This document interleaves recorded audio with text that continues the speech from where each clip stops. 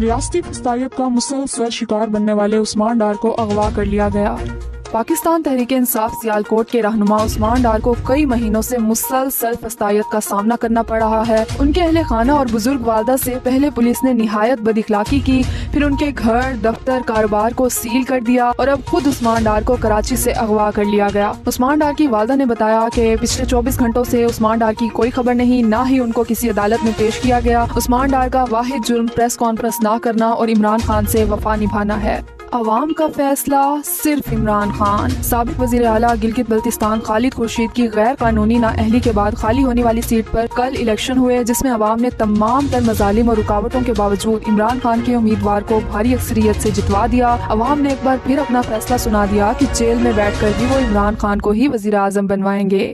قوم کے لیڈر کی غیر قانونی قید کو 36 روز گزر گئے۔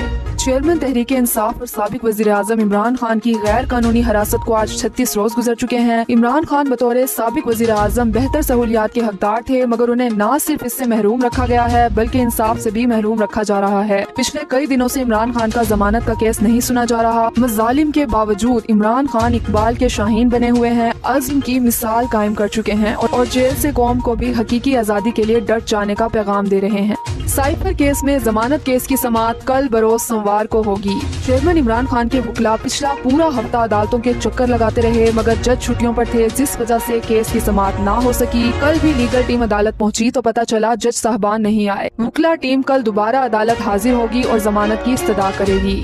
عمران خان کو جس بھی کیس میں گرفتار کیا وہ غیر قانونی ہوگا۔ چیئرمین عمران خان کے وکیل نعیم حیدر پنجوتا نے ڈیلی یوٹیوب شو میں گفتگو کرتے ہوئے کہا کہ میں واضح کرنا چاہتا ہوں کہ تمام 200 کیسز میں سے کوئی ایسا نہیں جس میں فوری ضمانت نہ ہو سکے، لیکن جج بیمار ہو جائے یا مخالف وکیل کا پیٹ خراب ہو جائے تو ادھر کیا کریں۔ ناقدین کا کہنا ہے کہ آپ اسٹیبلشمنٹ کے خلاف کھل کر نہیں بولتے، جو بولا ہے اس کا اس کے بعد کوئی اتا پتہ نہیں ہے۔ ہمارا کام عمران خان کا عدالتوں میں دفاع کرنا ہے، اگر وکلا بھی اغوا یا گرفتار گئے تو کیس کون لڑے گا؟ گرفتار تو کسی کیس میں بھی کر سکتے ہیں، لیکن کوئی بھی گرفتاری سائفر والی کی طرح غیر قانونی ہوگی۔ تحریک انصاف کی قید خواتین کو خاص ذہنی اذیت کا نشانہ بنایا جا رہا ہے۔ نائب صدر لاہور ہائی کورٹ بار ایسوسی ایشن ربیہ باجوہ نے اپنے ایک انٹرویو میں بتایا کہ پی ٹی آئی کی خواتین کو جب ضمانت کے لیے ٹرائل کورٹ لایا جاتا ہے تو پرزنر وین کو گھنٹوں دھوپ میں کھڑا کر کے ان خواتین کو ٹارچر کیا جاتا ہے۔ خواتین سے ایسے غیر انسانی رویے کی مثال اس ملک میں پہلے کبھی نہیں دیکھی گئی تھی۔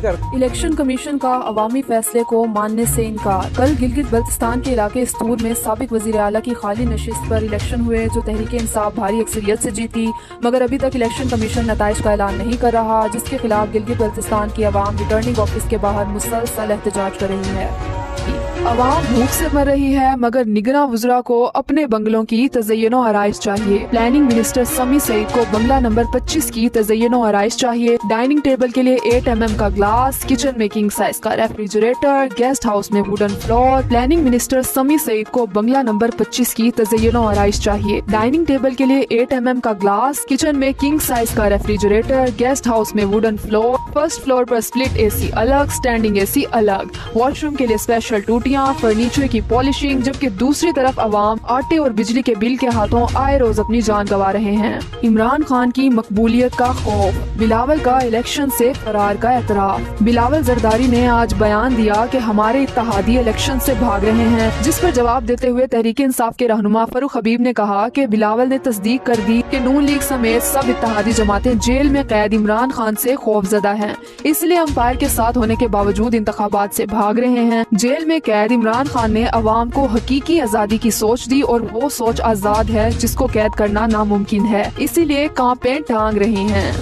عوام پر ایک اور بم گرانے کی تیاری، پیٹرولیم مصنوعات کی قیمتوں میں بڑے اضافے کا امکان۔ اگلے ہفتے پیٹرولیم مصنوعات مزید فی لیٹر 15 روپے تک مہنگی ہونے کا امکان ہے۔ پی ڈی ایم کی مچائی ہوئی تباہی کو نگراں حکومت عملی جامہ پہنا رہی ہے اور غریب عوام کو مسلسل مہنگائی کی اذیت دے رہی ہے۔ پیٹرولیم مصنوعات اور ڈالر کی قیمت میں مسلسل اضافے اور بجلی گیس کی قیمتیں بڑھنے سے غریب آدمی مکمل تباہ ہو گیا ہے۔ شہریوں کا کہنا ہے کہ ایک وقت کی روٹی کھانے سے بھی عاجز آ گئے ہیں۔ بھیک مانگ کر غریب طبقہ گزارا کر رہا ہے، جبکہ حکمران عوامی ٹیکس کے پیسوں پر عیاشیاں کر رہے ہیں۔